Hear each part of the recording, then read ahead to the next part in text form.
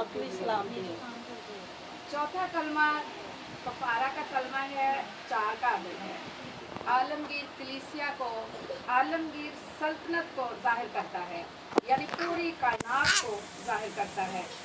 मसीह का कफारा मेरे लिए या आपके लिए या किसी ख़ास जगह या किसी ख़ास लोगों के लिए ख़ास मकाम या ख़ास लोगों के लिए नहीं था, बल्कि ये हर नस्ल, हर मज़हब और तमाम दुनिया के लिए था। मसीह खुदावन इंतहाई दुख में और तकलीफ़ में मुब्तला सलीब पर हैं। सर पर कांटों का ताज है। लंबे लंबे कील नुमा कांटों की वजह से सर का सारा खून बह चुका था। हाथों और पाँव में कील ठोके गए और इन्हीं कीलों के सहारे पर खुदावन यीशु मसीह सलीब पर लटक रहे हैं। शदीद दर्द और तकलीफ़ में मुब्तला थे। मसीह खुदावन की बेइंतहा बेइज्जती की गई, उसे ठट्ठों में उड़ाया गया और यीशु के चेहरे मुबारक पर थूका गया, मुंह पर तमाचे और मुक्के मारे गए। मगर अभी अज़ियतों और दुखों का सिलसिला रुका नहीं, बल्कि आने वाली अज़ियत और दुख इससे भी बड़े। छठे घंटे से लेकर 9वें घंटे तक, यानी तीसरे पहर 12 बजे से 3 बजे तक तमाम मुल्क में अंधेरा छाया रहा। ये अंधेरा सिर्फ मुल्क फ़लस्तीन पर नहीं था, बल्कि उसकी जान पर भी छाया हुआ था। इसी दौरान हमारे गुनाहों और खताकारी के खिलाफ खुदा का गज़ब यकजा हो गया, जिसके सज़ावार हम थे। यीशु ने गुनाह के हर रास्त मुतालबे को पूरा किया। इन 3 घंटों के दौरान यीशु ने वो कीमत अदा कर दी जो हमारे ज़िम्मे थी और नस्ल इंसानी की मुखलसी के काम को पूरा किया। मगर कैसे? हम बागे अदन और बागे गस्तमनी का विज़िट करते हैं। बागे अदन में कानून नाफिज हुआ।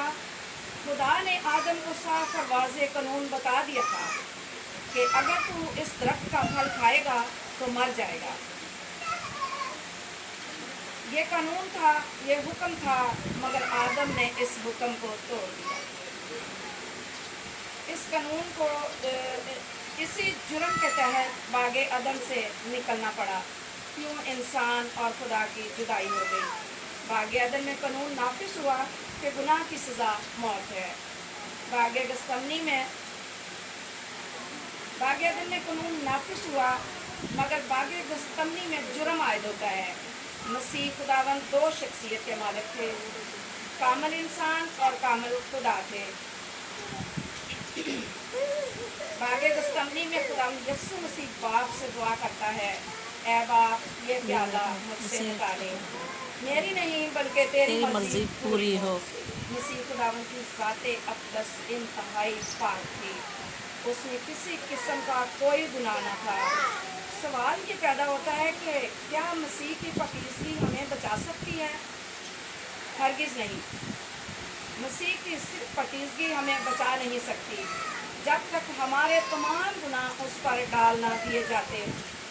मसीह खुदावन में कोई गुनाह नहीं था, मगर यीशु हमारे उस गुनाह का मुजरम बना।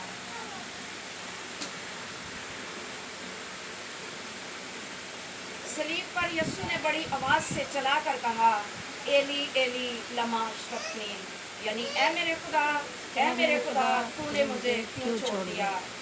सवाल ये है कि मसीह ने बाप को बाप क्यों नहीं कहा, खुदा कहकर क्यों पुकारता है।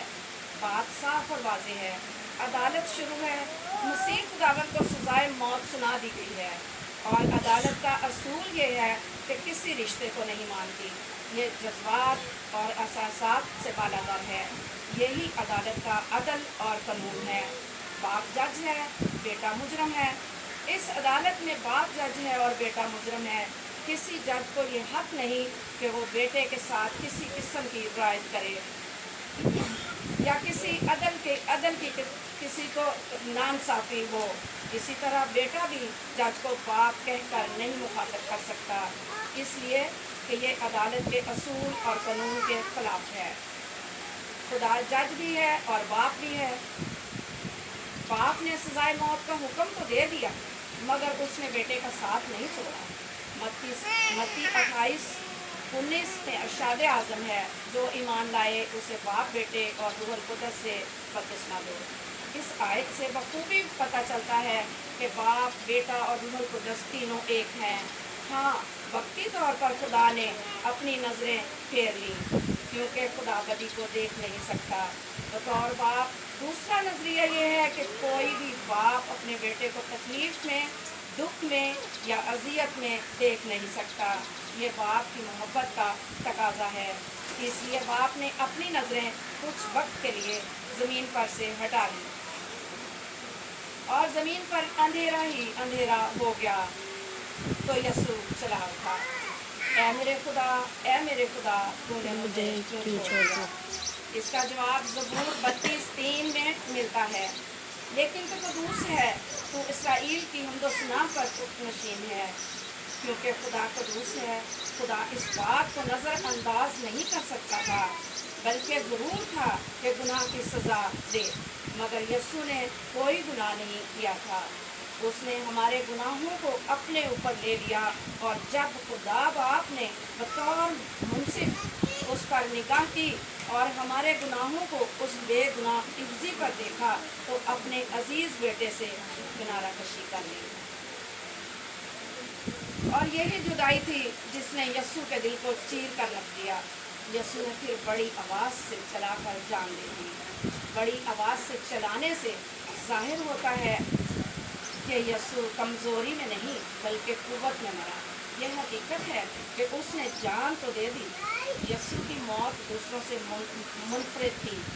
हम इसलिए मरते हैं कि हम मजबूर हैं। यीशु इसलिए मरा कि उसने मरने का इंतखाब किया। यीशु ने कहा, मैं अपनी जान देता हूँ ताकि उसे फिर ले लूँ। मुझे उसके देने का भी इख्तियार है और वापस देने का भी। हैकल का पर्दा फटता है। एक बुना हुआ भारी पर्दा हैकल के मकाम और पाक तरीन मकाम को अलग अलग करता था।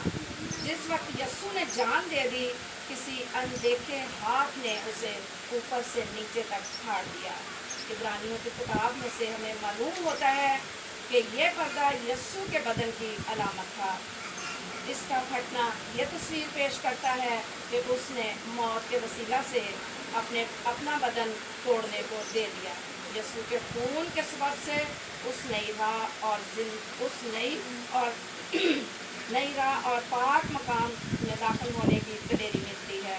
सिर्फ सरदार कहन जिसमें सरदार कहन सिर्फ साल में एक ही मरतबा दाखिल हो सकता था।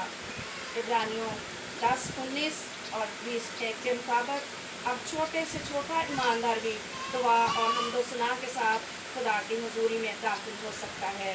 लेकिन हरगिज़ ये बात ना भूलें कि ये एजाज़, ये रुतबा या ये हमारी भारी कीमत यीशु की मौत के और खून के वसीला से खरीदा गया है। खुदा बाप इस कलाम के वसीला से आप सबको बरकत दे। आमीन। ये ले बेटा।